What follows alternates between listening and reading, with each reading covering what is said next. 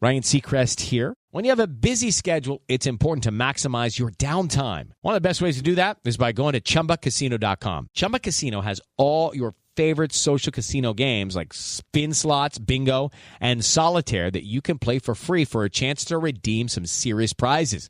So hop on to ChumbaCasino.com now and live the Chumba life. Sponsored by Chumba Casino. No purchase necessary. VGW Group. Void where prohibited by law. 18 plus terms and conditions apply. Thanks for choosing this free Anfield Index podcast. If you'd prefer to listen to this or any of our other shows without adverts, then now's the time to check out Anfield Index Pro. With AI Pro, you can supercharge your entire listening experience. You'll not only get all of our podcasts without the ads, but you'll have them far faster with our Quick Publish feature available exclusively for subscribers. AI Pro also puts you in the heart of our sound studio, with an option to listen to many of our shows live and interact with the podcasters in real time as the shows are recording. Upgrading couldn't be easier. AI Pro is available on all popular podcast platforms. Just head on over to AnfieldIndexPro.com and get started today. Hello everyone and welcome back to Rival Recon here on Anfield Index Pro. I'm Harry Sethi. The league-leading Reds' sluggish start to Premier League life in 2025 continues, despite an impressive second-half performance against a resilient Nottingham Forest side, where they were unlucky not to secure all 3 points. With Arsenal coming narrowly out on top in their midweek North London derby against Spurs, Slot will be well aware of the importance of getting back to winning ways and maintaining distance between Liverpool and the rest of the chasing pack. We don't want to be giving them any encouragement. The Reds' next challenge sees them take on the always combative Brentford at the GTEC Stadium this Saturday, fresh from their late draw against Manchester City. With Thomas Frank's side boasting the third best home record in the league, this is once again likely to be a tough one. Joining me on the pod this week to go through how the Bees season has unfolded so far, the rise of Mikael Damsgaard, and expectations for the rest of the campaign, we welcome back Mike Johnson from the Ealing Road podcast. Welcome back, Mike. Good to speak with you again. Yeah, nice to be here, mate. How are you? You just mentioned, not doing too bad. Not doing too bad. Like January was reasonably okay. And then, as February comes into view, then January seems worse because I realize how much stuff I've got to get done before February comes in. And actually, like in a similar footballing sense as well, it again needs to be like, okay, there's things to be done actually before February gets in. They need to be done in a certain way. And I think that obviously brings us on to the game itself and sort of the different priorities for both sides here. But I wanted to, we spoke right at the start of the season actually, right? It was second game of the season, wasn't it? Brentford versus Liverpool up at Anfield. And you spoke about some of the things that had really inhibited Brentford last season and like the situation that Thomas Frank was having to deal with. Often felt like two hands behind his back at some stages, and your hopes for this season really. And so I want to ask you, since we caught up right at the start of the season, given how things have materialized so far, I think currently sitting 10th in the Premier League. What are your thoughts on how things have unfolded so far for Brentford and some of the key themes? I think by and large, I can't be too disappointed with what I've seen. I mean, we've kind of spoken about it on our podcast before in terms of what a club like Brentford are aiming for season in, season out in the Premier League. And I think success for Brentford is defined by survival, firstly. Yeah. And it's nice to be at this point of the season and not be looking over your shoulder. I think with the quality of teams that came up and the quality of teams that were in a relegation fight last year who look like they're going to be in the same position this year, touch wood, I don't think we need to be worried about relegation, which last season at this time was a real concern. And you mentioned the things that were holding us back last year, the main ones being the injuries to key players in key position. We still have a lot of injuries. We have got Rico Henry back, which is a really big boost. He's been out since last October, and he plays in a really important position on the pitch for Thomas Frank in terms of what he wants from his fullbacks, but he's just been a key member of our team ever since we signed him all those years ago in the Championship. So he's a real big boost to have back. In terms of the season so far, I think Brentford at the start, we had the really, really tricky run of away games against Tottenham, Liverpool, Man City, yourselves and United. all in that first kind of couple of months of the seaon. And then at home, obviously, the big kind of narrative around Brentford this season is that we're terrible away and really good at home. But it was kind of more, we definitely played better at home, but it was more of a reflection on the fixtures and how difficult they were away from home comparatively to the fixtures at home, where we'd play teams in the bottom half of the table and beat the teams that we expect to be beaten. The only complaint I think I can have is the ease with which we bowed out of both cup competitions. I feel like if the only aim has to be now to finish in one of the European places, and to kind of surrender so easily at Newcastle and make the changes that Thomas Frank did, having beaten them not too long before that match in the Carabao Cup, and then also making 7 changes against Plymouth last weekend. That was a disappointment. But I feel like with the way the fixtures have fallen, we should have a better second half of the season compared to the first, because now we play the big teams at home and we travel to the lesser teams in the division. So I can't be too massively or overly disappointed with the way that the season's gone. It gives us there's a lot of hope going into the second half of the season. We should have players returning from injury. We just had a really, really great result against Man City, coming from 2-0 down to equalise in the last minute. Always feels like a win. And I know Man City have been great this season, but they're still, there's quality in their team, and they showed that on Tuesday night. So yeah, I think it's been a good season so far. Wissa and Bumo, I'm sure we'll go on to talk about them, but yeah, I can't have too many complaints, Harry. No, again, I think where Man City are concerned, and again, not counting any chickens for Liverpool whatsoever, but in terms of convincing myself mentally and emotionally that they are done, or not going to be a force in contention for the title this year. Every little bit helps. Honestly, I will never be convinced. So I think we at least need to keep seeing these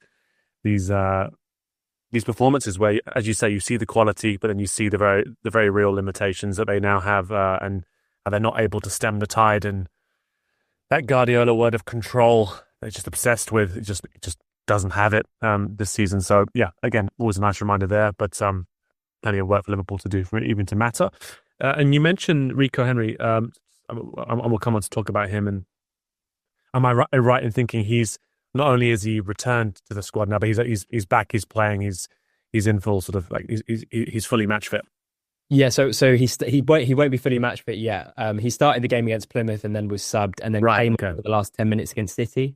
So I mean, he's been out for over a year. So it will take a bit of time for him to bed in. I don't know if he'll start on Saturday. That would be a big call against Liverpool, against the wingers that you have. It's going to be a very demanding game anyway. So whether he starts on Saturday, I'm not sure. But even still, a massive boost going into the second half of the season. And you raised something there earlier on that actually I did want to talk about a bit more detail, just around, you talked about expectations for this season. I've been in the Premier League for a while now, looking to build and establish yourself. And again, at this point in the season, to not have to look over your shoulder and sort of think, okay, we are going to be a bit of distance between us and the relegation battle here. Then things like cups do come into view as, okay, what is the season for? What do we try and achieve? And I was very surprised actually to see just the extent of rotation against likes of Plymouth. Like I understand it with Liverpool doing it and other things just around trying to keep some of those first teamers out of the firing line. I'm sure it's the same methodology that Thomas Frank would quote. But are you surprised that there's not been more of a intent behind actually going for those cups and trying to actually sort of view them as yes, Premier League survival and security is the priority, but a deep run in the cups should be something that the club's looking to achieve? I shouldn't be surprised, because it's the third out of 4 seasons where we've gone out in the third round of the FA Cup. Yeah. Thomas Frank traditionally is one that will change things. The thing is, when the team sheet came out against Plymouth, there was enough quality on that pitch to win the game. But with the spine that was taken out of the team, the structure was just very limited. But I mean, look, we spoke about it on our last podcast, and we were just kind of saying it's going to be extremely, extremely difficult to finish in the European places. It's a gamble to kind of devalue both competitions and just put all of your eggs in one basket. yes, the squad is thin. Yes, we've got some players, key players who can't play 3 games a week. You'd imagine that would have been something that they looked at in January, but then the extent of the injuries this year again has kind of held the team back in that regard. But I think in terms of the expectations, is so difficult because we're Brentford, right? We're not a big club. Traditionally, sort of in the lower divisions of English football, like low down in the pyramid in League Two and League One and the Championship, very briefly for spells. But once you get to the Premier League and you consolidate that status, and even in our second season, we were knocking on the door of Europe, the expectations rise, and then you start to ask the question, right? Well, if we're not going to get relegated, then what are we going to do? And I feel like, particularly in the Carabao Cup, we went to St James's Park, having beaten Newcastle 4-2 at home a week before. And then for Thomas Frank to not even have the likes of Christian Norgard in the squad, Brian Mbumo on the bench, etc. It was just that's what you want as fans. Like if we finish mid-table, if we get to a Wembley semi-final in the FA Cup, or if we get to a final at Wembley in the Carabao Cup, we're talking about potentially being 2 games away from a Wembley final. If we finish mid-table and we get a day out like that, those are the memories that stick with you as fans, especially if you're a club that don't challenge for trophies or don't challenge for European places. I get that we are on the way to challenging to European places, and maybe like a couple of more years of consolidating status in the Premier League, and that's when the owners and the investment will start to kind of ramp up a little bit. But I feel like now the fans, be that majority or minority, I think probably the majority of fans, when we went out against the bottom side in the Championship, who hadn't won an away game all season and conceded about 40 goals in the process, we're all thinking that was the wrong move, because we had a really good chance to get to the 4th round of the FA Cup, and then it's the draw. You only need a couple of straightforward games to then potentially get to that Wembley semi-final. And those are the things that really stick with you, especially if the difference between staying in the cup and going out is going from 11th to 9th. Do you know what I mean? If you're a maintenance supervisor for a commercial property, you've had to deal with everything from leaky faucets to flickering light bulbs. But nothing's worse than that ancient boiler that's lived in the building since the day it was built, 50 years ago. It's enough to make anyone lose their cool.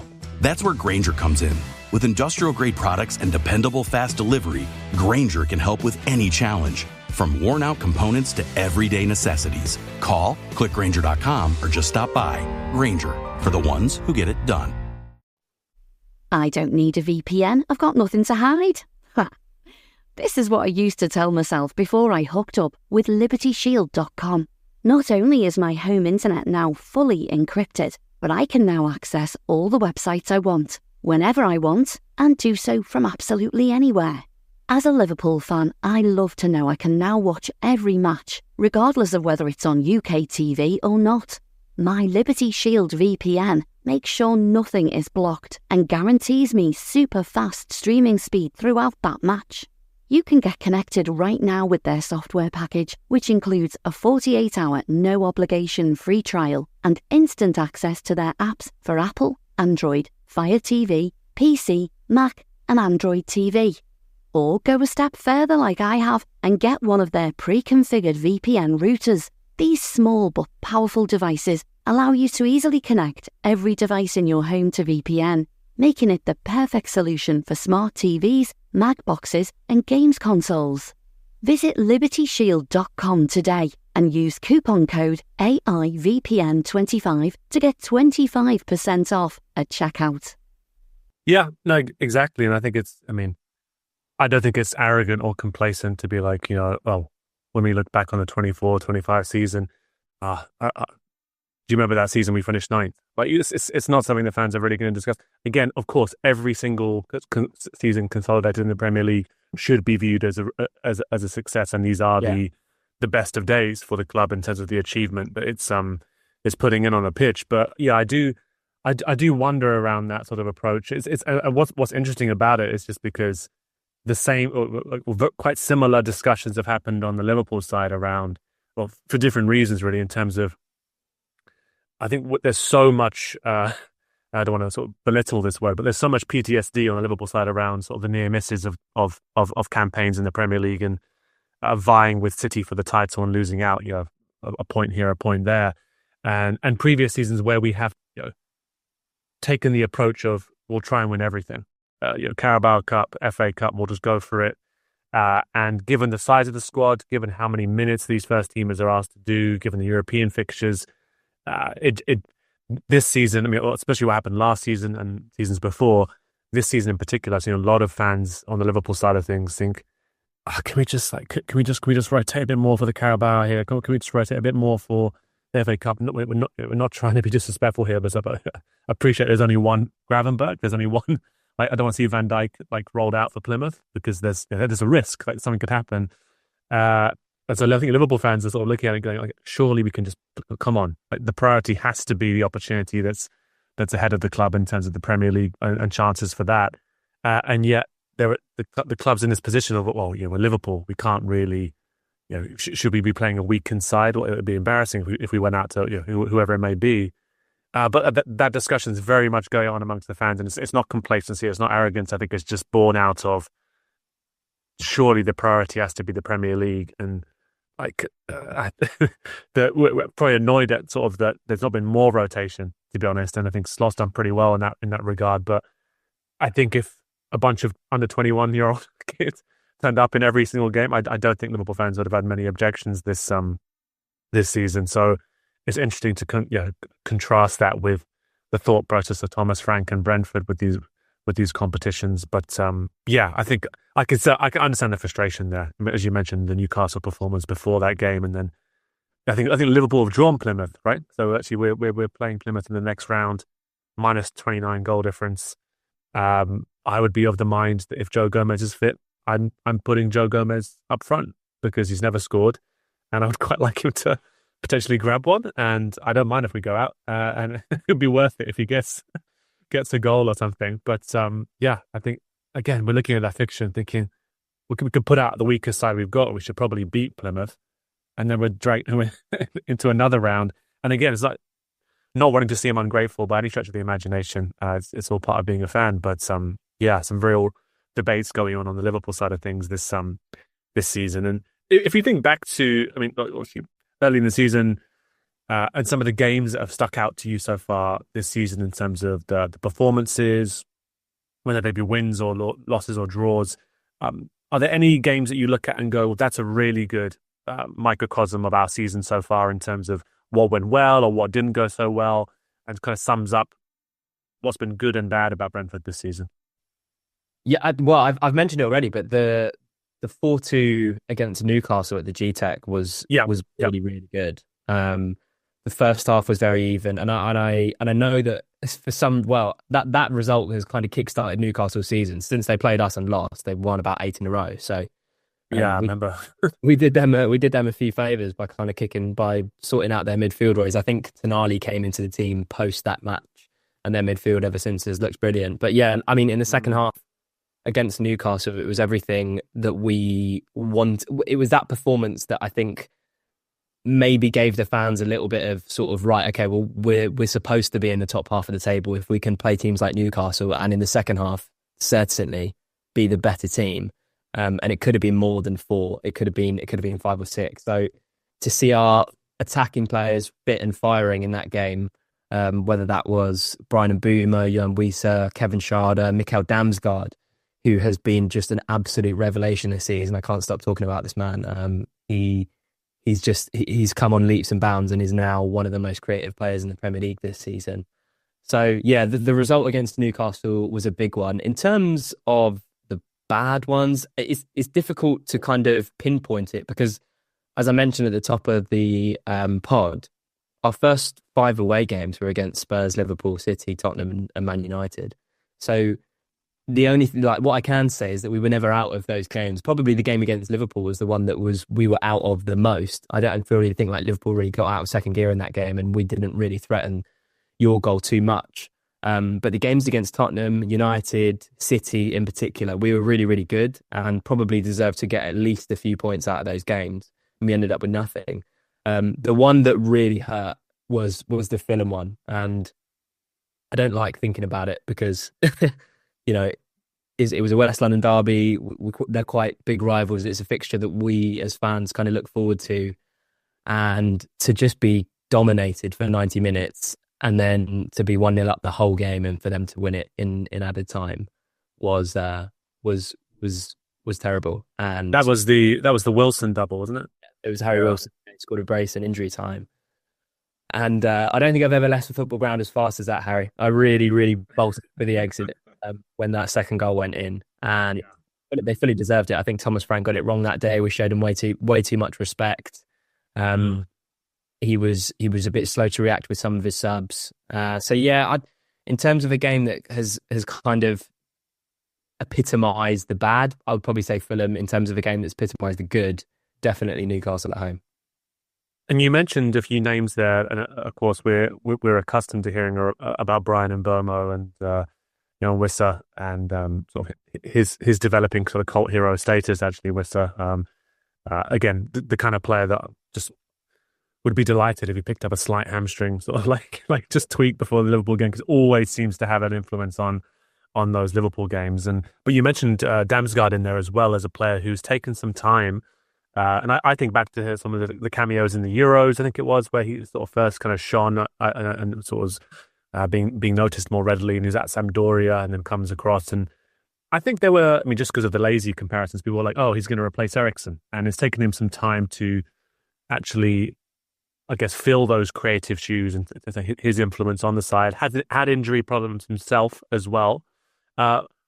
What is it that's enabled him to take this step up this season? Do you think it's just taken time to settle, more of a settled position in the side, the role and the responsibility now?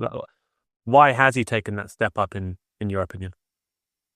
I think game time is a big one. You mentioned the injuries there. When we signed him, I think he got diagnosed with arthritis. So that was not good. For a signing that we signed him when he was quite young. So for him to have arthritis that early on in his career was obviously not great for his confidence. And there was a few kind of little injuries that kept him out in spells. And it was always a case of Damsgaard, when he'd come on, he'd look a little bit slight on the pitch. Didn't look like he quite had got to grips with the pace of the Premier League and the physicality of the Premier League. And then a couple of seasons ago, he went on a good run, then got injured again, and it was kind of falling into the same pattern. You'd see like a really promising performance, and then he'd have a lengthy spell on the sidelines. But this season, oh my God, Harry, I don't think I've seen a player sort of just explode onto the scene in the way that Mikkel Damsgaard has done this season. We played Southampton at home, and ever since that game, he has been the best player on our team, potentially the best player on the pitch, literally every week. And I'm surprised by the things that he does every week, but I don't know why I'm surprised anymore, because he's just showing the glimpses that I think Danish fans saw in the youth setup in Denmark, and whenever he broke into the actual first team setup for the national team that Sampdoria fans saw in Serie A. He is just his 1v1 ability, his chance creation, even his defensive work. If you look at Mikkel Damsgaard's metrics, if you look at his stats, he is right up there in terms of the best players in Europe this season. Genuinely, he has been phenomenal.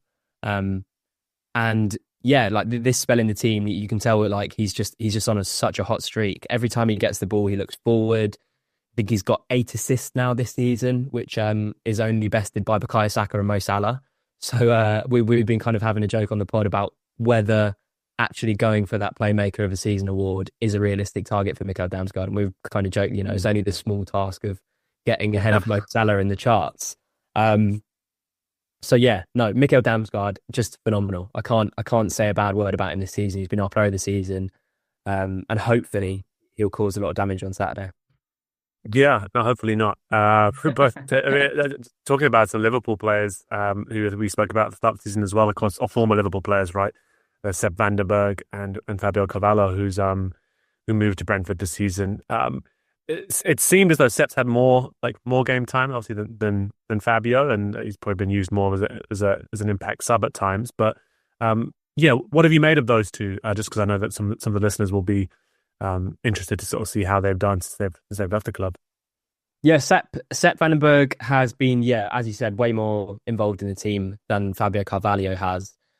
Purely, I think, because of the injury problems we've had, and he's proved to be really, really handy in terms of he didn't actually play at centre half.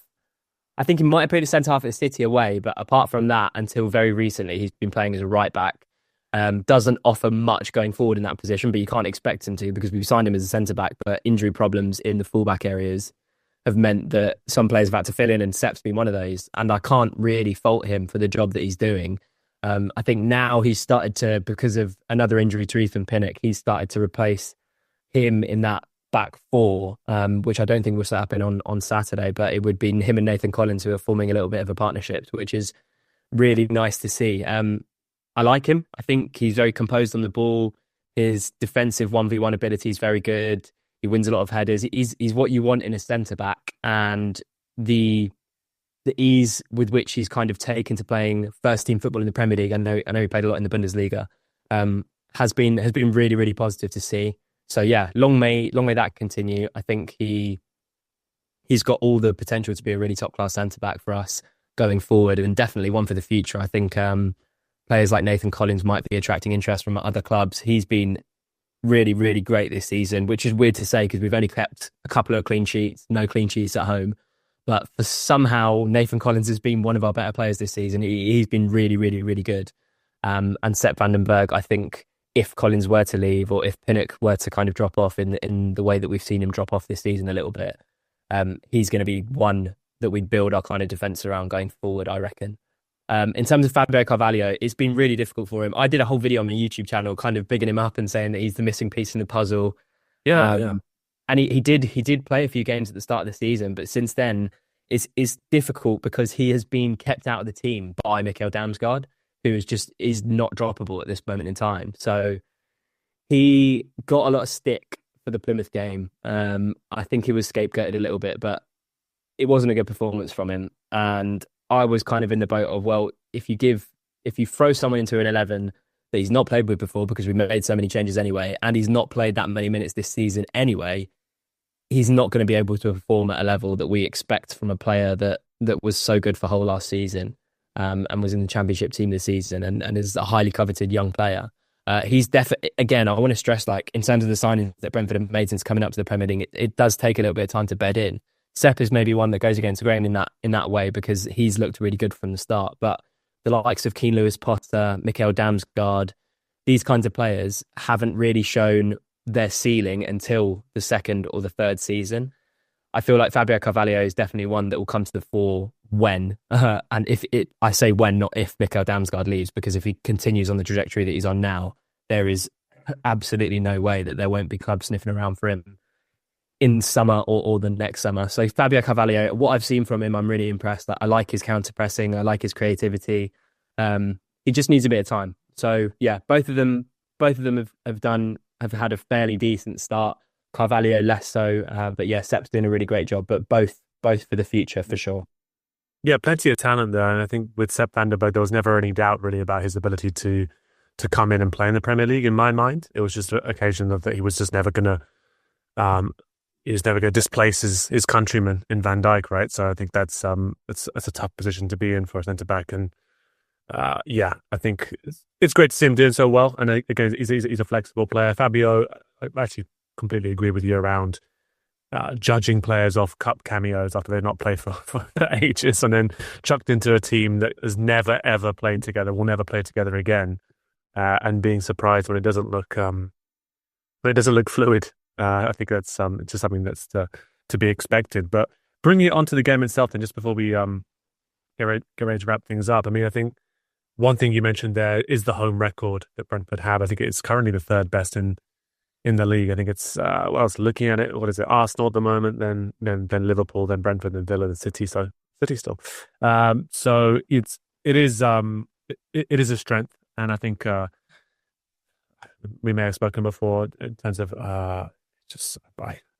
I cannot think of many simple trips to Brentford, to be honest. And I would bite your hand off right now for a very boring 2-0 that people forget about in like a few weeks. But I don't think it's going to be anything like that, unfortunately. And I think they're coming off the back of that Forest game as well, which I think Liverpool deserved to win that game. But again, hugely impressive defensive performance from Forest, especially in the first half. What kind of approach are you expecting? Because again, you talked about it, the momentum of coming off that late draw with Manchester City, full of confidence. Liverpool here, like a scalp to be gotten. I imagine that you said not going to be the back four that we saw against City. How do you think Thomas Frank's going to approach it, and sort of what are your expectations for the game based on what you've seen of Liverpool as well? Well, the only thing you can guarantee the GTEC this season is that there's goals. I think there's definitely going to be goals in it. I think the approach will change. Thomas Frank hasn't actually utilised the back five against the top six sides as much as he has done in previous seasons. But I do it now. I do think in this game it will be a back five, and then it would be interesting to see if he sacrifices a midfielder to give us a bit more of an outball up top, in which case I think Kevin Schade might come into the team because his aerial presence is similar to that. Well, it is similar to that of Ivan Toney's when he was at the club, and that's how he had so much success against the top teams in terms of sitting in that low block and then hitting teams on the counter, with Ivan Toney bringing Brian Mbeumo and Johan Wissa into play. I don't know. It's going to be interesting. Like you said, we come into the game with a bit of momentum, having got that equaliser in the last minute against City. But, I think Liverpool, I know you've had a tricky run of games recently, but you've still not lost any of those. So I think you're probably looking at this game as in the one that gets you out of that kind of spell against United and in the last game as well against Forest, to be the one where, right, we need to start winning football games again, to kind of put some distance between Arsenal and Liverpool, to put some distance between yourselves and Arsenal. And yeah. So it's going to be really tough. I think it will be end to end at times with the pace that we've got in forward areas and how much I see Liverpool putting pressure on us, but how fast we've been in transition this season. I think it has potential for goals, especially like if I look at other games, it has more potential than some of those games in the past where there has been 5 or 6 goals in the game. So it's going to be really interesting. I think Brentford have the capabilities to hurt Liverpool in fullback areas. I know Robertson has slowed down this season. There's always questions about Trent's defending, even though I think he's been a lot better than he has been in previous seasons this year. Whether Brian Mbeumo can exploit that, whether Kevin Schade can exploit that, I think they can. But I think it's all about the start for me. I feel like if we let Liverpool get on top and get goals early on, like we did, I think last season was the 4-1, was it not? Where you guys scored from our corner. Yeah, we can't do that. No, That happened this season, and it happened last season as well, where you've scored from our corner. So we can't let that happen. But I think the start is going to be key. I think if we can keep Liverpool out and kind of get into the second half at 0-0 or 1-1 or drawing, I think with the atmosphere that will be generated at the GTEC that day, I think we can make it difficult. But I think the one guarantee with Brentford is goals. The next guarantee is that it's never going to be as straightforward as it was last season when we have fit players in key positions like we've got this season. Yeah, no, I'm expecting it to be tough. I mean, I think it's always a physically demanding game. I think given sort of the running power that you mentioned there, that Brentford have, I suppose actually a more open game is what Liverpool would prefer, given some of the more recent games that we had. And actually, it was when Nottingham Forest tired that we could finally pull them side to side, etc. I think we'll probably see an end to the experiment of Luis Diaz as a centre forward, just because I think not having that focal point makes it a bit easier for teams, especially teams who are playing a back five. I think it just makes it a bit easier for the centre back. So the likes of Jota, who I remember having a really good game actually against Brentford last season until he got injured. I think, so fingers crossed he doesn't actually get another rib injury that he's out for months. Jota's one of these weird players actually. You look at his injury history and it's not muscular. It's that he throws himself about into all these challenges and breaks bones or like damages himself. So, and it doesn't seem to be any way of coaching that out of him either. So I think it's just that's who he is. So, but Darwin's back as well, and in desperate need of goals. I feel like that's the one kind of elephant in the room for Liverpool, considering top of the league, doing well in the Champions League, but the £85 million striker isn't actually scoring goals. So if he did, always helpful, even if it's a few. So yeah, I'm expecting it to be different kind of game to the Nottingham Forest game, let's face it. And thought Liverpool started that game quite well, actually, before Nottingham Forest do what they do, which is one attack, one goal, and the efficiency that they showed. So I think it's really important for Liverpool as well, as you mentioned, and the likes of Konate back there and Van Dijk to deal with those transitions. But you've correctly highlighted it. I think the fullback areas and Robertson in particular, if he does start, although I think maybe it'd be Tsimikas, definitely the area to target. It's so many goals that we've conceded. He's been, if not responsible, he's been at the scene of the crime, is what we've said. He's been around. So I'm hoping that's not the case this Saturday, but I'm expecting it to be, as always, a competitive fixture. But just before we do go, if I had to put you on the spot then, about your expectations for the rest of the season then, I mean, given what's happened with the Cups there, how far up the league do you think you can push? Now that players are back, the easier kind of record for the away fixtures as well now, and some of the home fixtures. You said you want to kick on second half of the season.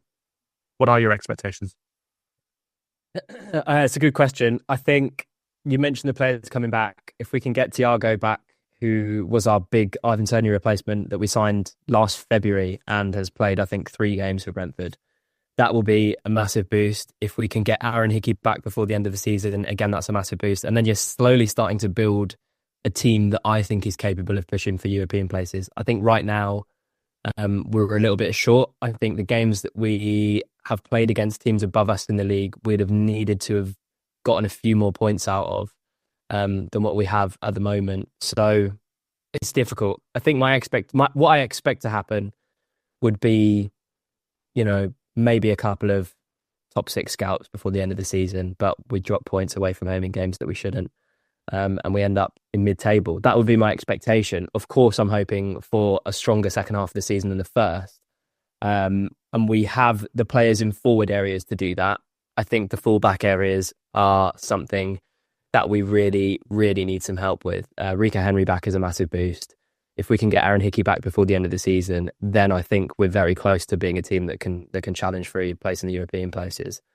So yeah, that's what I hope for. But my expectation would be another mid-table finish, which I don't want to sound ungrateful for. I'm a Brentford fan. I started to play Women in League 2, and I've only ever seen progression. So I'm not ungrateful for another season in the Premier League. The novelty hasn't worn off for me. I still love going to these big stadiums. And success for Brentford is staying in the Premier League for another year, consolidating our status, and then maybe in 2 or 3 years' time we can start to kind of look further up the table. But at the moment, I'm perfectly content with being in mid-table. It would just be nice for us to maybe not sacrifice cup competitions to the detriment of to not sacrifice cup competitions to focus on a very, very difficult objective of finishing in Europe.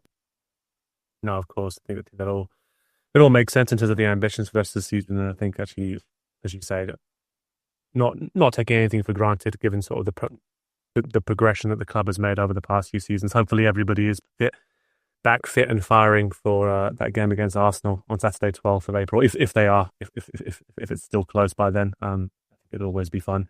Maybe you can, kick the ball away and they'll wind them up by not getting booked for it. But Michael, thanks so much as always for coming on and give us your perspective on Brentford. I know we spoke right at the start of the season, so it does looking at the fixtures as well, that it's going to be a more positive side of the season for Brentford, especially with those players coming back. So I'll be keeping a keen eye, especially on the former Liverpool lads as well. But hoping for, as I said, uneventful Saturday afternoon. I'm not expecting it, but thanks for coming on as usual. Cheers, Harry. Nice one, mate. Appreciate it. A big thank you, as always, to listening in to Rival Recon this week.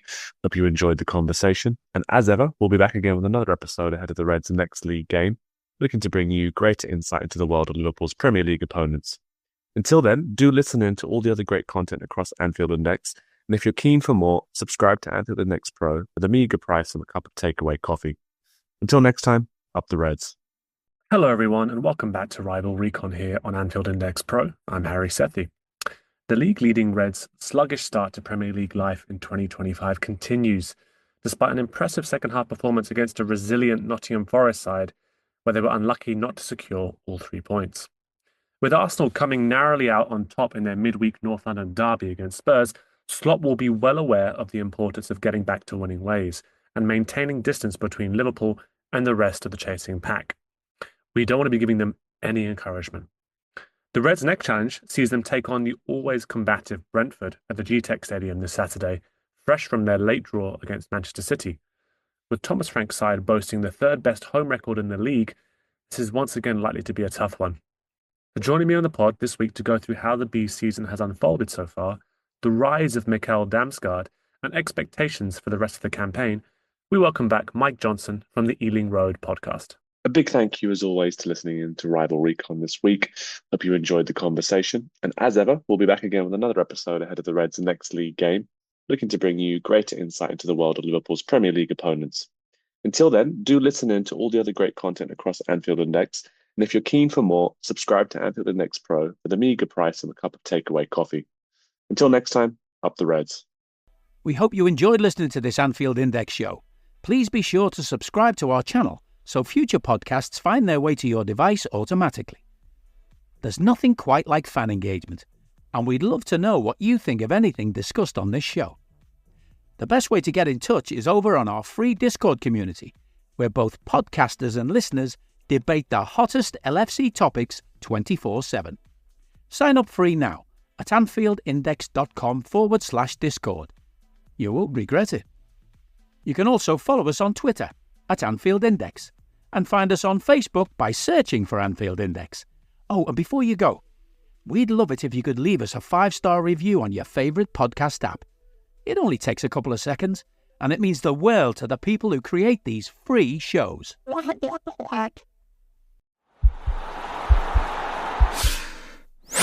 This podcast is part of the Sports Social Podcast Network.